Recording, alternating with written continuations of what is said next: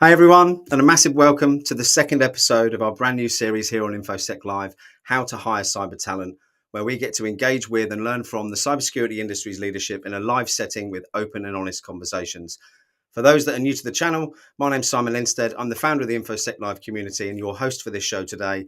And I'm delighted to be joined by another one of our industry's leaders. This time it's Jessica Boyer. And Jessica, who I've known for, I think it's about a year now, Jessica, has over 20 years in the IT industry, which has taught her that she's a problem solver. And her career has taken her from IT support roles to sysadmin, network admin, and information security analyst. And she describes herself as a Jill of all trades.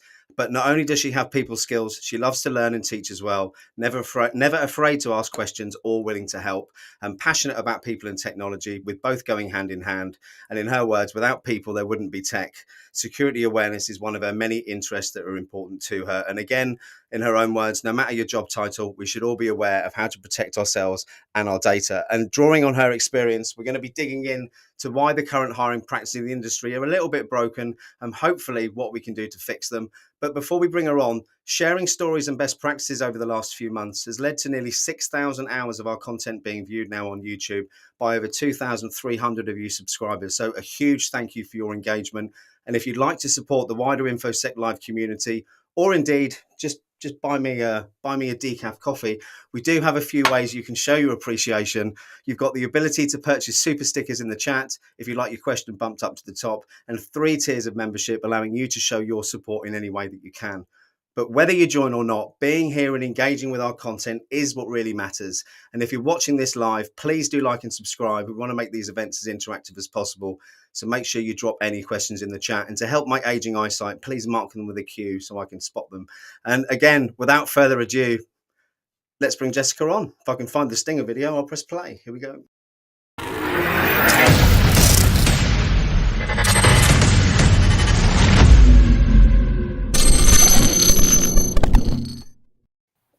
Oh, caught me slurping tea there. Hey, Jessica.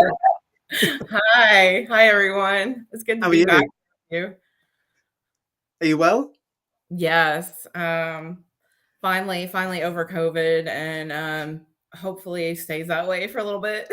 I want to get through. And as we were both saying just before we went live, both really badly prepared for Christmas as well, which is nice to hear that I'm not alone on that one. Yeah. I usually spend my nights, the night before, wrapping presents all night, and then my kids waking me up, and I've had no sleep. That's usually how it goes. Welcome to the club. Yeah, it's the same in our house. We've got 6 children here as well, so it's always a bit of a frantic action at the last minute. But look, it's been over a year, I think, or maybe a year since we last spoke. We've communicated on LinkedIn. You came on, I think it was one of the very first live streams that we did on this channel, and yes, I think both of us have seen a fair bit of change over that last 12 months for the better. I know you think, I won't say I know, I think you've started a new role as well, have you? I have. I've went up the chain. I'm now a senior information security analyst for Blue Cross Blue Shield of Rhode Island. I'm happy to be with that team. It's been great, and been really supportive, and just an awesome place to be. So I'm really excited. I'm so pleased for you. Being valued we've had this conversation, I think a year ago, is hugely important. And it's nice to see that you're in a firm where you're getting that. Before we jump into the topic, which is to moan about, complain about, and try and improve on the current hiring practices in the market, just want to jump in the chat. We've got, I think it's one of our biggest turnouts. You've obviously brought a big fan club with you. Just want to say hello to a few people in there. We've got Alana, Gregor, we've got Derek from Cyber Warrior Studios. We've got Jay Tilson, who I'll stick with you, Jay, for a second, who I met for the very first time at Black Hat this week. I think we're kindred spirits. We've struck up quite a good friendship. And for anyone who hasn't seen his podcast, I think Jay was a CISO for nearly 2 decades. Correct me if I'm wrong, Jay, in the chat. And he's recently gone over, as he says, to the dark side, works for a company called Axis, but he's also got an independent podcast called the SSE Forum. So I'll try and get the link and drop that in the chat later, but I'd highly recommend you all check that out. And while we're talking about people with podcasts, Derek Scheller from Cyber Warrior Studios is here. Kev Tech is here as well. Thank you so much. I've actually got Derek's gear on right now, and I love it. Oh, so Yep. you have. Yeah, very nice. Love that. You need to send me one. You need to send me one, Derek. Definitely. But hey to Nick Percal, Gregor, just don't want to miss anyone. Ellie, Richard, Nika, Javier, another Nick, Shane. There's just so many of you. So sorry if I've missed anyone at all, but let's try and keep this as interactive as possible, and do drop those questions in the chat. But I'm going to start off throwing the ball over to you, Jessica, to give me your thoughts on what's wrong with the hiring practices at the moment, or start to talk about that at least. Yeah, so one of the things I've been having conversations with people is when we're talking about true entry level roles, there seems to be this disconnect about what is truly entry level and the requirements behind an entry level job. And one of the things I've seen with some of these entry level job descriptions is 3 to 5 years experience. Yeah. Well, if you're entry level, where are you getting that 3 to 5 year experience? Unless somebody gives you the foot in the door. I mean, education, you need the education behind it. You need the foundation skills of, the job and everything like that, which you get in training. But having these requirements of 3 to 5 years experience, it's kind of ridiculous. It is. And I'd really like us to stick on that topic. The show earlier in the week with Clint, I mean, we talked a lot from the employer's perspective, the HR perspective, where things were wrong there. And over the last 6 months, speaking to dozens of CISOs, they've all repeated what we're saying, right? That you should hire on potential. It's not all about the certificates, all the things that we're probably going to say in the show today. But that isn't happening. So what must be so frustrating for people who are watching this, who are trying to break in, they're hearing over here from all the leaders, this is what we want, this is what we want. But when they get to the point of applying for the jobs, it doesn't seem to have trickled down. And I think, you'll know how soul destroying that can become, sending off resume after resume. It is. And thankfully, with the people I've interviewed with, the jobs that I've picked up with, and it's slowly coming around and slowly changing, but it's slow. It's a slow process. And then in a conversation that I was having with another group this week, they were like, there's tons of mid to senior level roles, and people want mid senior level. Well, you're not going to have a lot of mid senior level experience if you don't start getting people in there that, have the talent, and start training them up, because somebody could be sitting there for 3 years looking for a job, trying to get their foot in the door. Well, that's 3 years they could have had experience to keep moving on. Yeah, so that's a really frustrating part to see too, because, me and you are aging, right? And eventually, hopefully, very more so on my side, but yes. Well, we'd like to be able to retire someday. I mean, someday, maybe in my 70s, I can retire if I ever get really, stupid tired of this, or my brain just quits working with it. I think mine's already quit. But we need to start training up the next generation to help, and I feel like we're still so far behind with hiring practices and job descriptions that don't make sense. And if it's true entry level, let it be entry level. Have the core foundations of, what you're looking for, the knowledge there, that's all well and fine. You need that.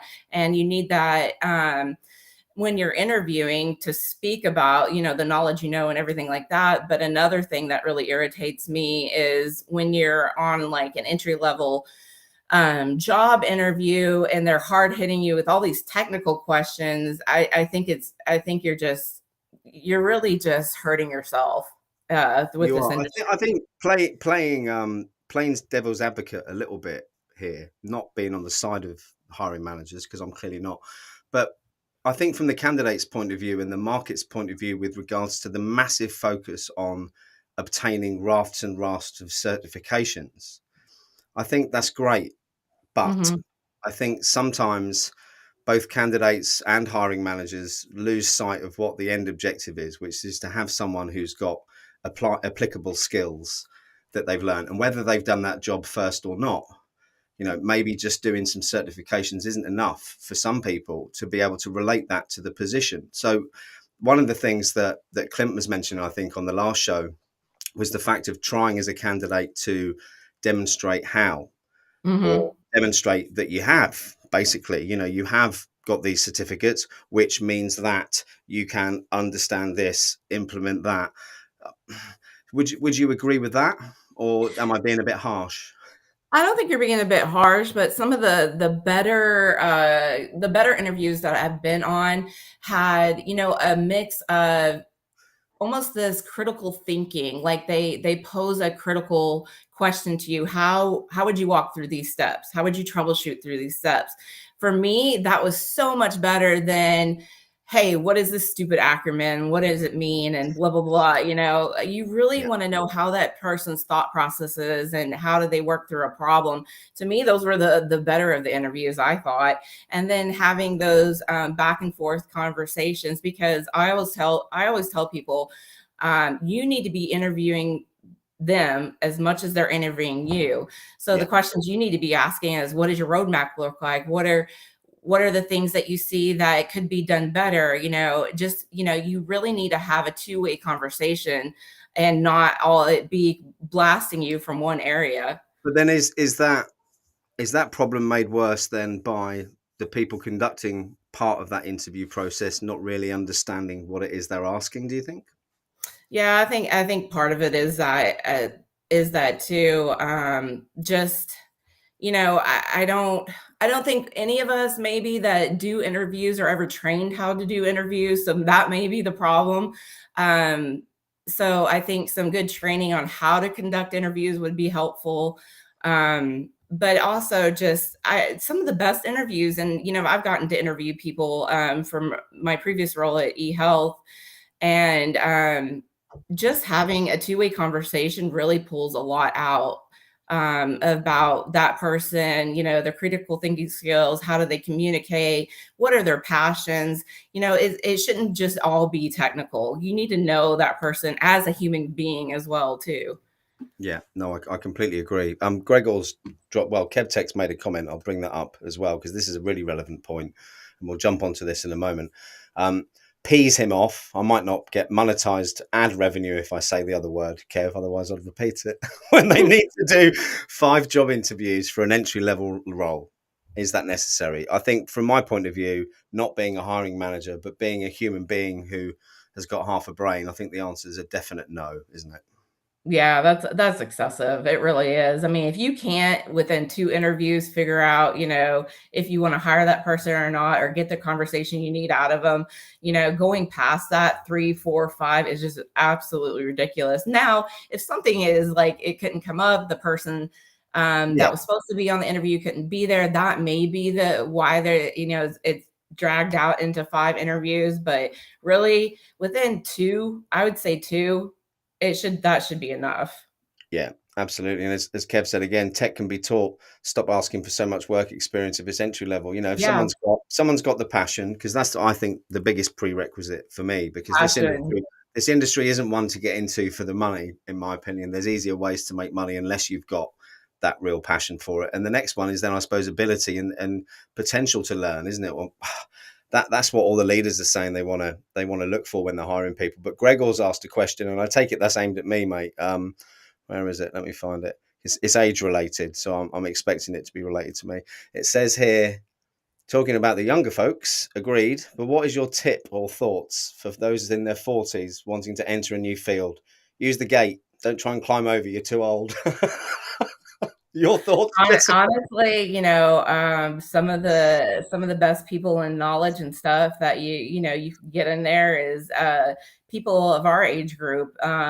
I transitioned my career in my late 30s into Yeah, cybersecurity. So I'm not a young, starting out of the gate person. I'm older and now I'm 41. So, I think there's a seat for everybody at every age group because, you know, depending on the background of that person, you could bring in a lot of educational talent from previous experiences of hiring somebody that's 40 plus, 30 plus, I've talked to people that have worked in like retail, healthcare, that are Yeah. transitioning, or education teachers that are transitioning over, and they're older. And that was one of their worries, am I too old to be transitioning? And I'm like, no, we need that kind of experience, because Yeah. cybersecurity is not just all technology based, it's people based too. It is. There's a people element and there's technology element with it. And to combine that is where you really will grow.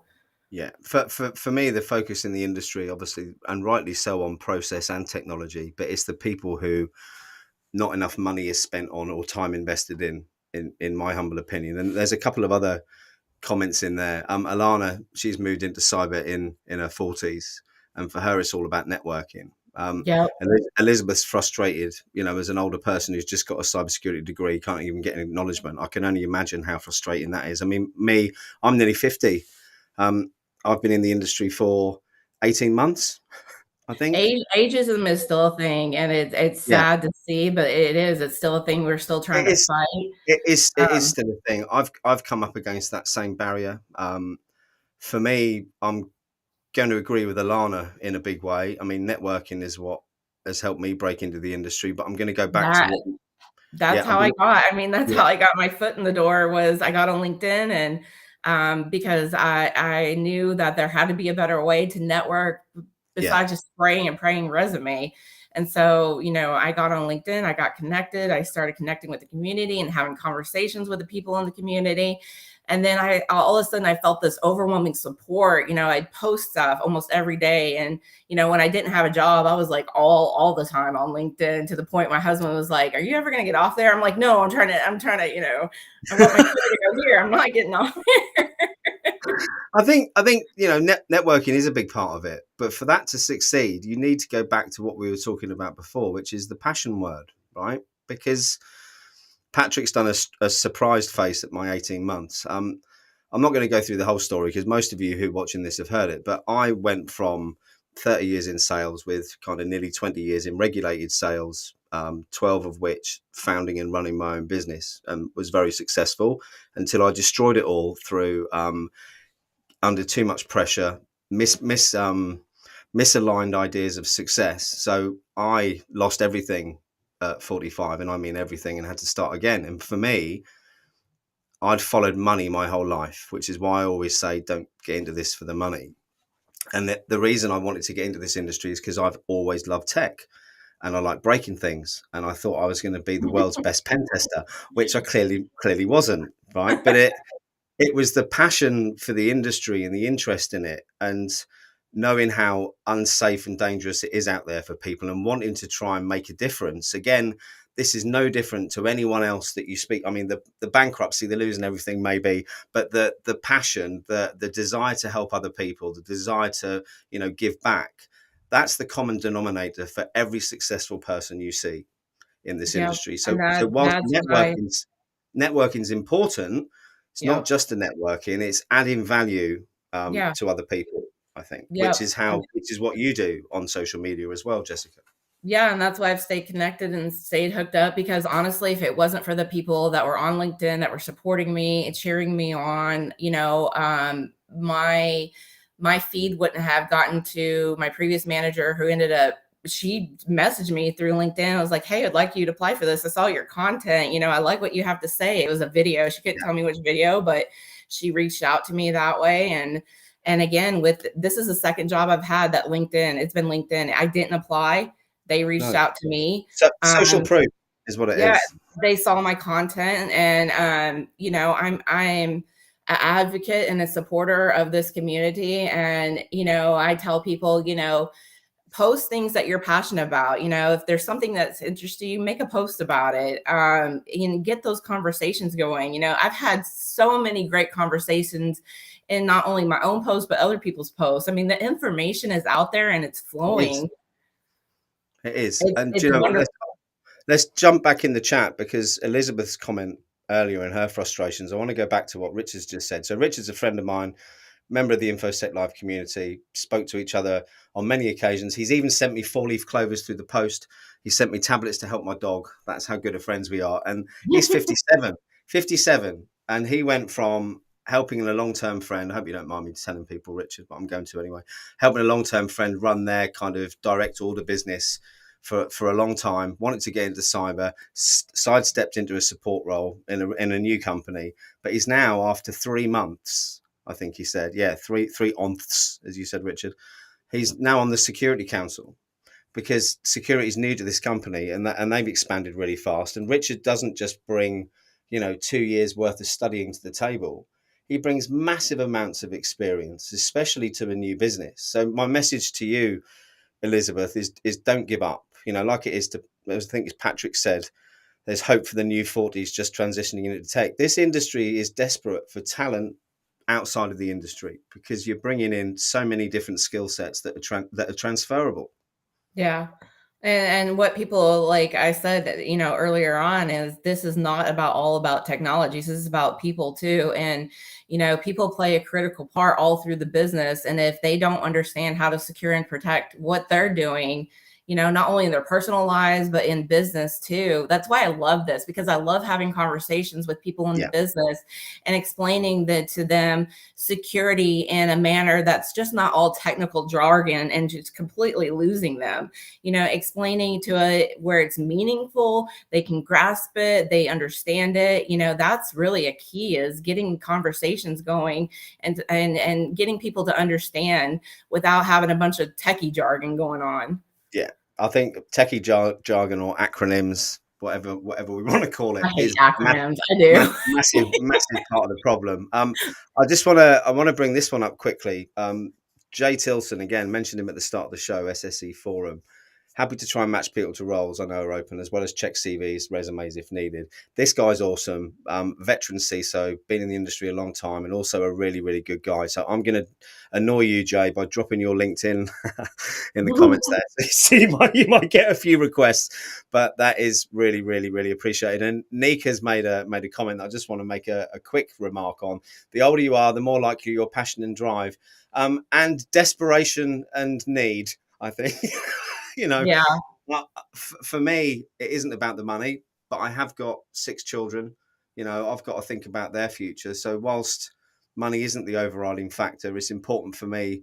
I've got 15 years left at work, if I physically make it, or if my brain stays functioning properly. So I've got a bit of catching up to do. But yeah, thanks, Nika. And Raven said a surprising amount of transferable skills to security. Oh, And yeah. I Oh, completely yeah, agree. totally. And I had a conversation last week with some of the older generation, even my age, older, that are transitioning to or coming out of retirement. Even they're having to come out of retirement because of what is going on. Interest rates are skyrocketing. Retirement is not making it for them, and so you see a lot of people coming back out of retirement to work to feed a little bit more of their income that they need, because prices of things are just, they're blowing up. It's the And same here. I think we're going to see a lot more of that. People are going to have to get out of retirement or come out of retirement, which is unfortunate, but at the same time, that mindset needs to change about ageism and stuff like that. Well, you're at retirement age. Why are you coming into this industry?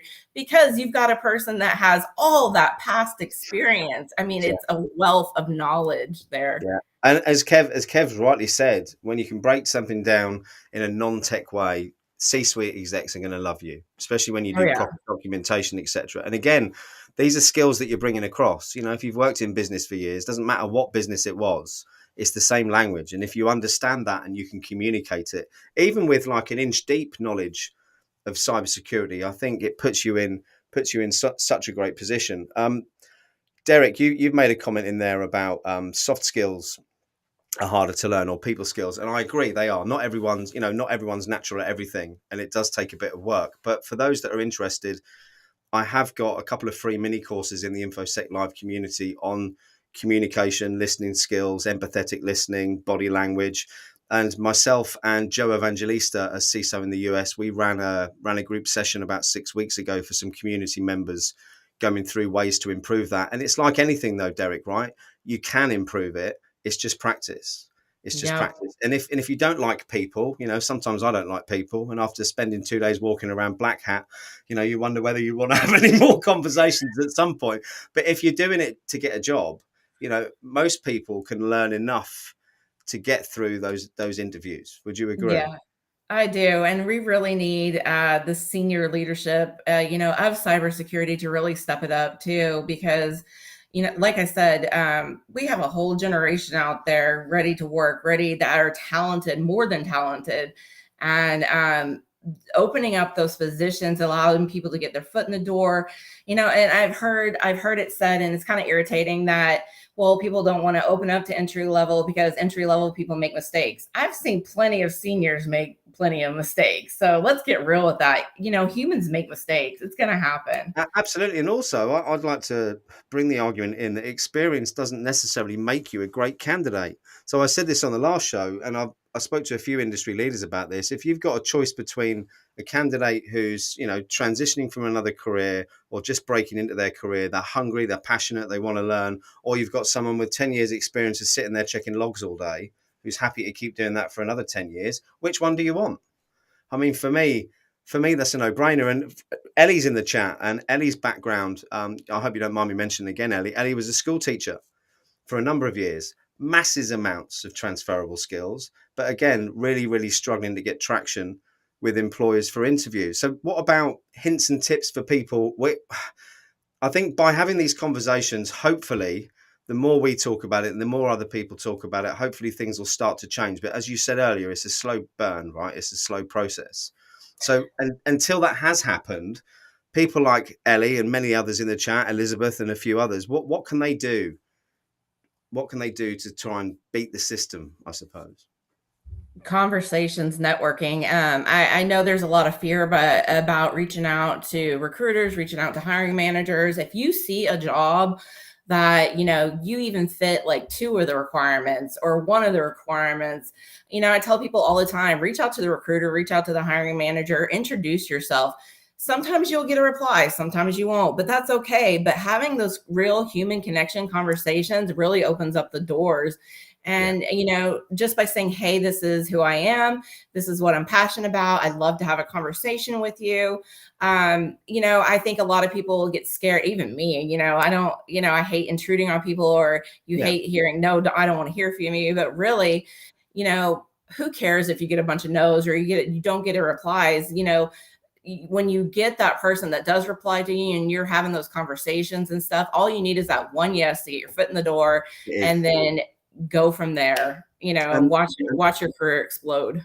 and the other thing is, in reality, jobs aren't filled through LinkedIn posts normally and job boards.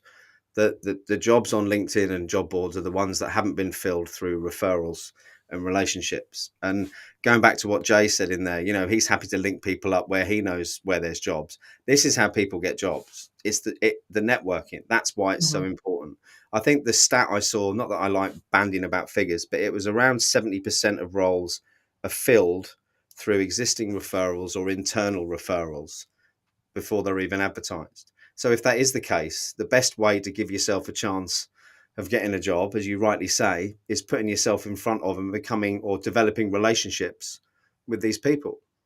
Yeah, it is. And like I said, it can be scary, but put your fear aside and just go for it. I mean, what do you have to lose? You don't really have to lose, but to gain, with connections and relationships and having conversations.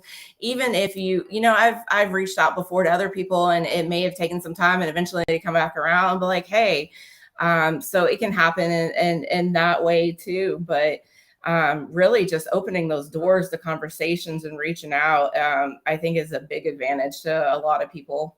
I think so too. What I'm hoping to do moving through the series, if there's anyone watching who recruits either pen testers, SOC analysts, or junior testers, any of the roles that I suppose those who are trying to break into the industry are looking to get, if any of you would like to come on here and be a guest and talk about that, it would be great to hear, wouldn't it, Jessica, from the horse's mouth, as it were, from the people who are putting these jobs out there, what it is they actually want and what the candidates can do. So I've dropped my email at the bottom. If you'd like to be a guest, please do reach out. That would be good. Yeah, I think it'd be awesome to get some hiring managers and recruiters talking about, what they see and what they need to see and what it is like for them from their point of view. I think that would be great. Do you Like I want said, to know why else I think that networking is key to finding a job? And I'm now going to ruin my chances of getting any hiring managers or recruiters ever to come on this show. It's the fees involved. So in the UK, I think the average is around 10-15%. Sometimes employers will have to pay a retainer to even get recruiters to look for a job. In the US, I think it's more than that, isn't it? 20%, 25% fees. I honestly am not even sure about Yeah, that. I think they can go up to 30% for a recruiter fee. Now, you're not telling me that that's not prohibitive to businesses trying to find talent, because again, the way the recruiters get the candidates for this is through networking, isn't it? And as Kev, thank you. I found Simon through networking, so anything's possible. And same goes with Derek, Jessica. This is how we met. Yep. This show has only come about through these conversations that we've had. Yeah, and really, I've really just excited to see how this has grown for you, and so impressed. And I've spoke to other people and told them to link up with you because you're providing a wealth of information along with a lot of people out here. The biggest thing is network. I tell that people to all the time, and it is scary, for some people.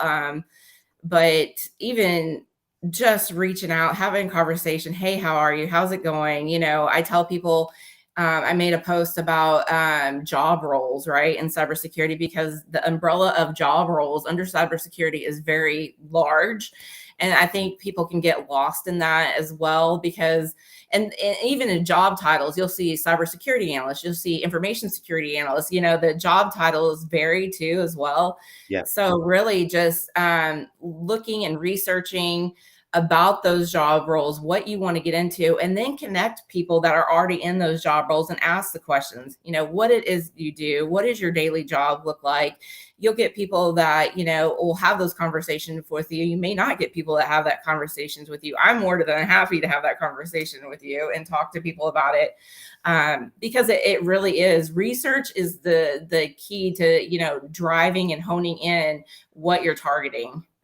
Yeah, absolutely. And I think for anyone the word imposter syndrome, I've just spotted in the chat by Elizabeth saying that it can set in quickly, especially with older candidates.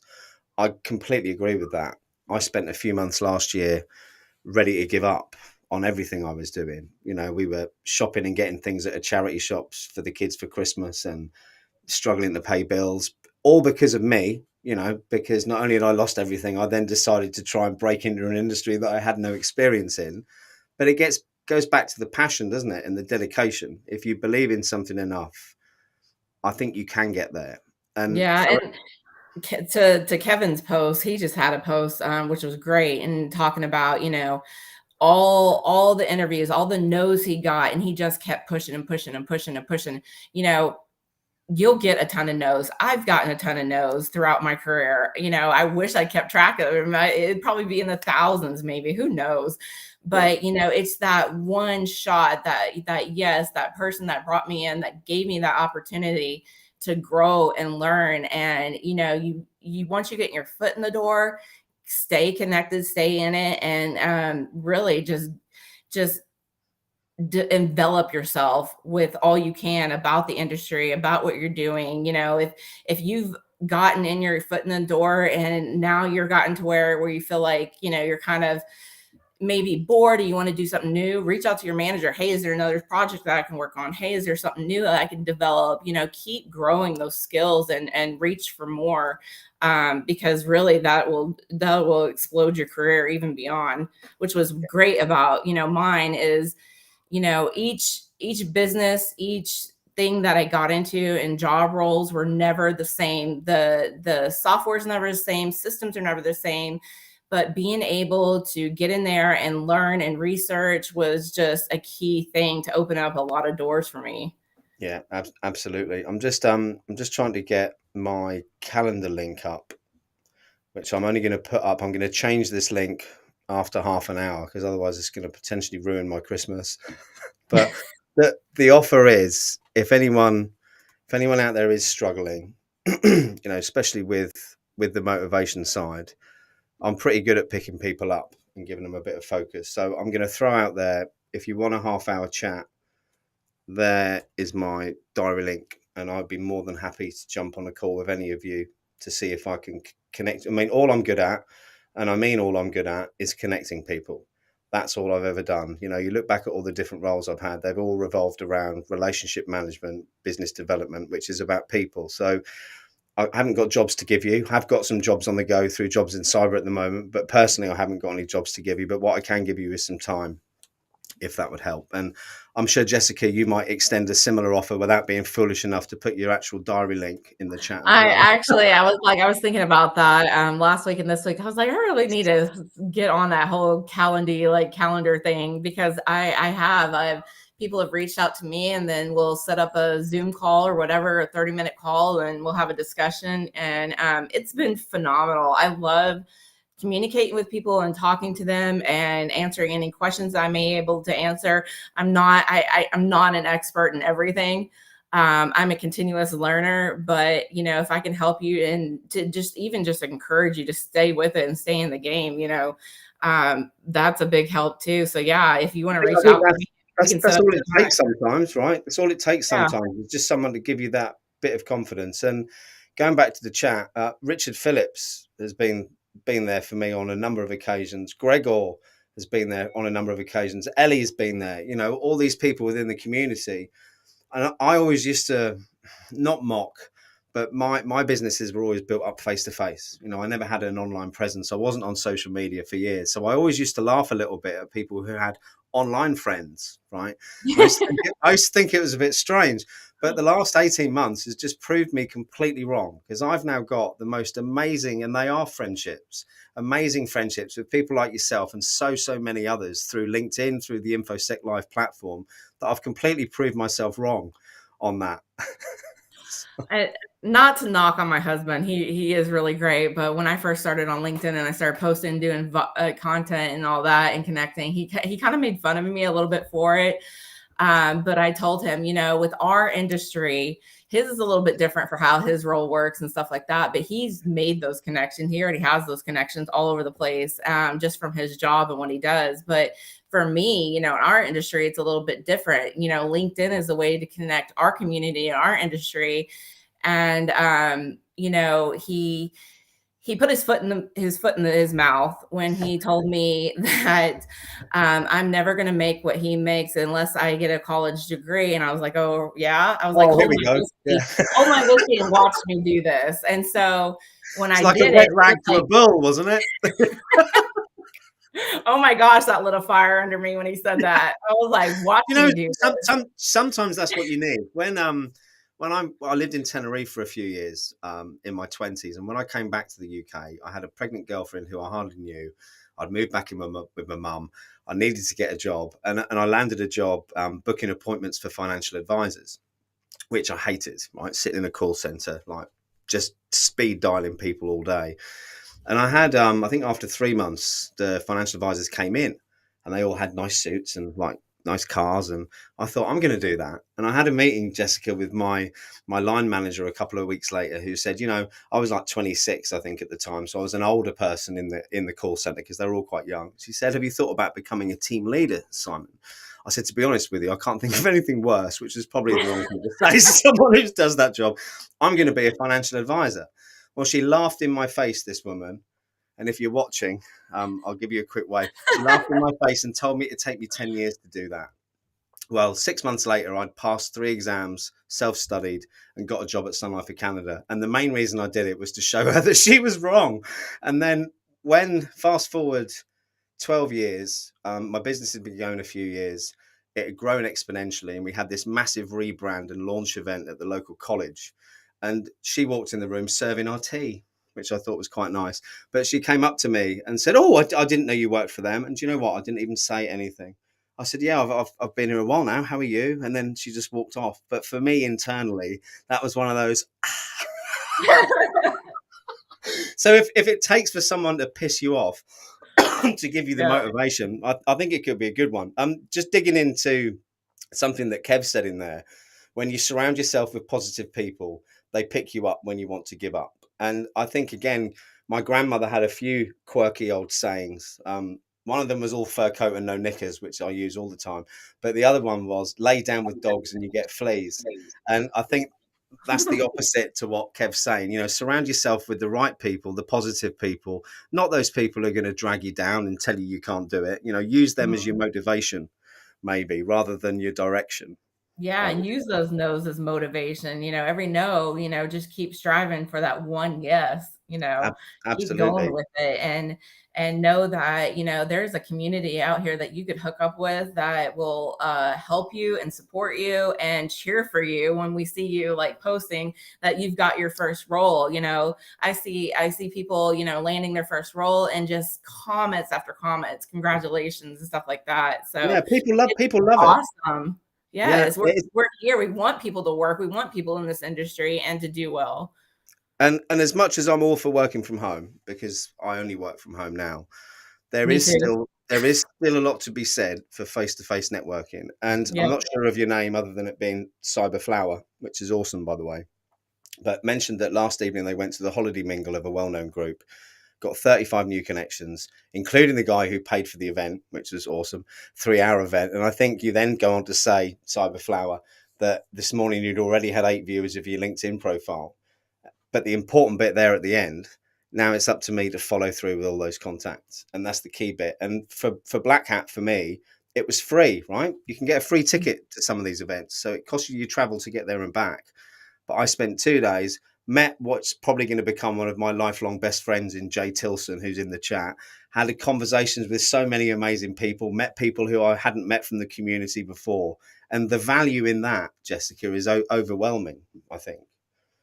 Oh yeah, it is, and it's fun because when I was in between jobs and I had to pick up random jobs just to keep the income coming in because I was a single mom too at one point, and I had to take what I could get, either it Yeah. being customer service, being a server in retail. I loved connecting and talking, having conversations with people. So, open doors. How are you? And then all of a sudden it'd be like, oh, I work for such and such, or I do this. So I'm like, well, I'm doing this. And, you never know what your next opportunity may be. It could be just in a conversation. Yeah, So, absolutely. Well, listen, I'll tell you this then. 3 weeks ago, I'd left the firm that I was working with who was sponsoring the CISO experience. I was looking for a new sponsor, but I hadn't done anything about it. No outreach, anything at all. And I've been doing some outreach to CISOs about being guests on the show, right? And I have about between 5 and 10 chats a week with CISOs at the moment. And one Friday, I think it was 3 weeks ago, chatted with a guy called Carl Matson, CISO at No Name Security. At the end of the chat, I mentioned the fact that I was looking for a new sponsor. Within a week, they'd signed up to sponsor this show. I'd never met him before. awesome. I never met him before. I sent, a cold email or cold message out to him on LinkedIn about being a guest on the show. And that's what's happened. Again, you've got to put yourself out there to get the opportunities. It's not physically, but put yourself out there online to get those opportunities. And, for anyone who's seen Shrek film, I've got lots of children, so I tend to use like the donkey, pick me, pick me. That's what you've got to do, right? You've got to get noticed. Yeah, and don't there's I've seen a lot of irritating things come across LinkedIn. People griping about influencers and griping about people sharing posts and Yeah. having the same conversation, communication go on. I'm like, it doesn't matter. Silence the noise. Don't be afraid to post. Don't be afraid to put out there what you're passionate about. Ignore all that and just post, make a post, Yeah. and get conversations going, have conversations in other people's posts that, that pique your interest. Man, these connections out here have been phenomenal. Really, truly. I enjoy it so much. And that's why I've really stayed hooked up with this community. Yeah, absolutely. There was a comment earlier that I can't find. I've been trying to scroll through while we've been chatting, but I can't find it. But the gist of it was especially for those of us who are slightly more mature, might have families, responsibilities, bills to pay. Breaking in can be tough, and it means that you're probably going to end up having to do a job that might not be related for a while until that happens. For those that haven't got, all day to commit to networking, what other ways can they, I suppose, get some experience and exposure? For me, there's part-time internships with some firms. I know if you're in the US and I think they're based in Norfolk, Virginia.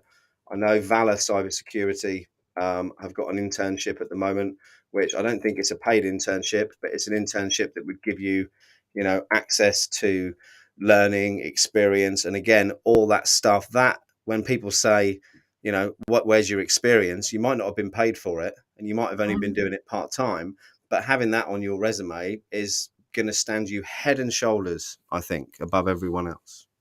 Again, Yeah, volunteering in communities as well, Jessica, right. whether it's InfoSec Live or Cyber Mentor Dojo, or KevTech's YouTube community, Jerry Auger's Simply Cyber, Jack Scott, Christophe Foulon. There's just so many, isn't there? Right. And somebody mentioned there was a post, and I don't remember who it was, so I apologize. But the conversation was started around there is a really lacking um, with small businesses and their understanding of cybersecurity, and they may not have the finances to like hire a full-time cybersecurity person or somebody to come in and really set them up correctly so that their small business is secure. So honestly reaching out to some of these small businesses in your community. Hi, I'm so and so. This is what I'm do, and volunteer maybe to help them out with some stuff. Yeah. Make those connections in the smaller business community. I'm currently my neighbor. She's an Allstate, owns her own Allstate agency insurance, and she reached out to me to help her with her information security plan for small businesses because they're really driving that. That even small businesses need an information security plan. So I'm going to be helping her with that. And even though she offered to pay me, I was like, no. I was like, we're neighbors. We help each other out. That's what I'm doing. I'm volunteering myself. Absolutely. Elizabeth's mentioned that she's now finishing a part-time internship. Book a call with me, Elizabeth. Let's have a chat, see if I can connect you up with anyone. And KevTech's comment, you only fail when you stop trying. Completely agree with that. And again, it's back to your idea of success as well, isn't it? Success isn't a destination, it's a mindset. And if you can keep that right, which is the hard bit, it'll get you through the haters. And I think it was Patrick who asked you the question. Here we go. Is making a post every day the only way to get noticed sooner? I'll throw that one. Not necessarily. No. Sometimes, I haven't been as tedious with making posts every day. But I still have conversations with people in other posts. When I first started, I really wasn't posting anything because I was a little bit scared, like real, that putting yourself out there and that Yeah. fear of rejection kind of thing. So I would just scroll through LinkedIn and comment on other people's posts, and they comment back to me, and really just conversations it began with. And then I had people that I connected with. They were like, you need to start making your own posts, and they challenged me to do video content. So it really is just having conversations with different people in the community. Yeah, I completely agree. And Rabin's made a good point. And this is the word I want to focus on for the last 10 minutes is value, because it's those who add value first who win. In business, in life, if you can go online, back to that social proof, everything Jessica's been saying, demonstrate value. And I'm not a fan, right, of these lists that you keep seeing on LinkedIn of loads of resources. However, it's not just the LinkedIn algorithm that makes them successful. It's the fact that they're useful, right? Mhm. And people do benefit from them. And I think, again, whilst I'm a little bit cynical of some people who copy and paste other people's lists and then just post them, it'd be great to see some more original content. I do think there's value in the lists. And I Mhm. think anything you learn, share what you've learned. There's always someone 2 steps behind you or 5 steps behind you on your path. So even if you've only been studying for 6 months, I set up the InfoSec Live community. I'd only been studying in the industry for, I think, been studying for about 18 months before I set the community up. I wasn't an expert at all, but I knew enough to start trying to help out and reach to other people. So if you're new, don't hold back. As Jessica rightly said, don't be afraid to start sharing and engaging with people. Yeah, and JJ put out a post too about even if we don't always agree with each other, I there's saw something that. to be learned from each Yeah. other and value added and just being able to listen and understand and take away. There's things I've taken away from people who I completely disagreed with. Yeah. Um, but really just being able to open yourself up and there's things that you probably come across that maybe some of us haven't heard of or considered, and your thoughts and your opinions do matter. Don't be afraid of that. Don't be afraid of, if you're learning something but you're not sure about it. Hey, I'm learning this. I need help with this. Post that kind of stuff, because I've seen posts like that and getting just all kinds of conversations going in Yeah. that post trying to help people out. And I think the word that wasn't mentioned in that post but could have been is the word ego. And I mentioned that because a lot of the reason people don't listen and engage with other people's opinions is because they think they know better than everyone else, and unfortunately, that's an ego problem. And there's not a lot you can do about people like that sometimes. But again, it can work in reverse, can't it? You know, you For need to be sure. aware. You need to be aware of your own ego. And I'm like this. I'm quite a sensitive soul. I need to be liked. Yeah, back to the donkey thing again. Pick me, pick me. I don't like being rejected. So I think sometimes you have to be careful how you read and how you interpret things. You know, especially with cultural differences as well, when you're messaging to people all over the world. And remember that it isn't an attack on you, and that Mhm. the person might be having a really shitty day, and you just happen to be the first person that speak to them. So I think having the ability to have some empathy, even with people who are clearly assholes, and kind of feel sorry for them helps as well. Yeah, it is. And you never know what somebody's going through in their background. They could be No. having a hard time financially and they're just about to lose their home or whatever it is, or they lost a loved one. I mean, that empathy, it just, to put yourself in that position, when have you had a bad time? And when have you like expressed yourself in a not so nice manner because you were having a hard time or hard day? And then also be a cognizant of like different cultural speak and tones and stuff like that. It's been great connecting worldwide with people because I've learned so much about different cultures and the different ways people speak and engage, and it's been phenomenal. I love it. I've also realised that there's a lot more talent in less developed countries than there is in the developed ones, and I think a lot It's of that that is drive, that hunger to like, it makes it's a difference. exactly that. You know, it's back to Maslow's hierarchy of needs, isn't it? You know, we're all at a different point on that with different things we need to solve. But for those who are having a real tough time living in a country where things aren't easy, or even in the UK and the US now, as you rightly say, with inflation running rampant and the economy going into a downward spiral, it's tough for absolutely everyone. Yeah, it is. So the more empathy you can have and just, stop, don't take every negative comment or everything that comes at you personally. I've had to learn that over the years because I would take a lot of things personally. And eventually as I got older and matured and realized, it's not, it, sometimes it's just not personal. It's just something they're going through and that's how they express themselves. It is absolutely. I'm going to drop in the chat. I'll have to type it out because the InfoSec Live community has had an upgrade. So it's completely changed in the last 24 hours. It's run on a mighty network. And I logged on earlier and didn't know what was going on. So I need to, I need to do a bit of work on the layout. But I want to drop in here the link for anyone who's watching who isn't a member to join the community, because half the people, or if not more than half the people in the chat, are already in there. And the support that everyone gives to each other is phenomenal. So if you're not part of the community and you want to start networking more and meeting like-minded individuals, please do join the community, and please feedback on any improvements and how we can make it better as well, because I want to try and look at, I mean, Jessica, it was set up June last year and it's just had stuff added to it, and it's become it's an amazing place from a community point of view, but it's quite confusing for a newcomer who comes in and just goes, "What's all this stuff?" So any feedback would be amazing. We're 5 minutes before the end. I have got front row seats at my 6-year-old daughter's Christmas play at 6 o'clock. Awesome. I So love it. I love little kids I'm and really, jingle I'm, bells. I'm really excited. I've seen a video of it. My wife went when I was in London at Black Hat on Wednesday, and she's got a speaking part. They're doing it in the local church, which is, like 700-year-old church near the school.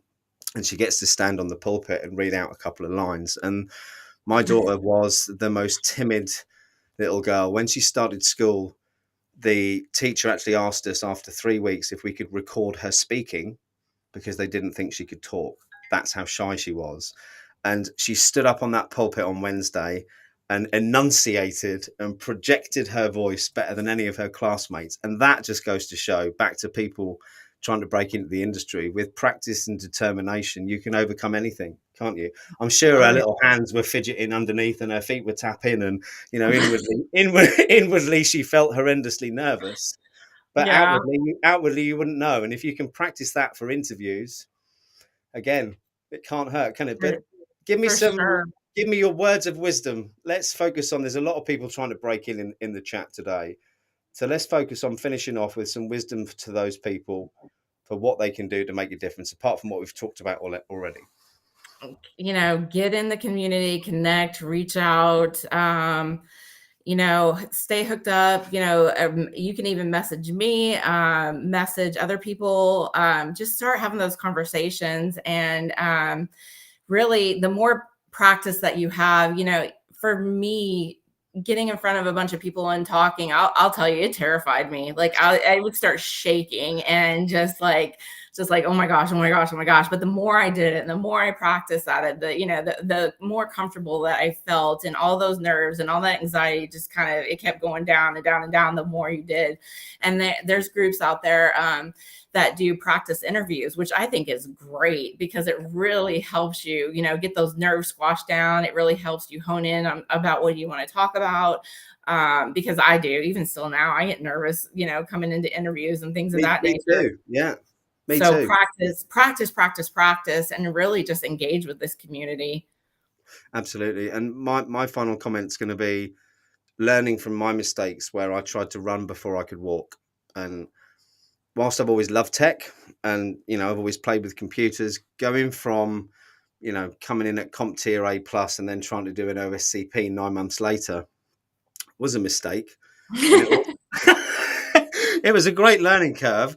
But what it made me You realize is learn that something from it yeah, too. I learned that I wasn't ever going to be a pen tester. That's what I learned.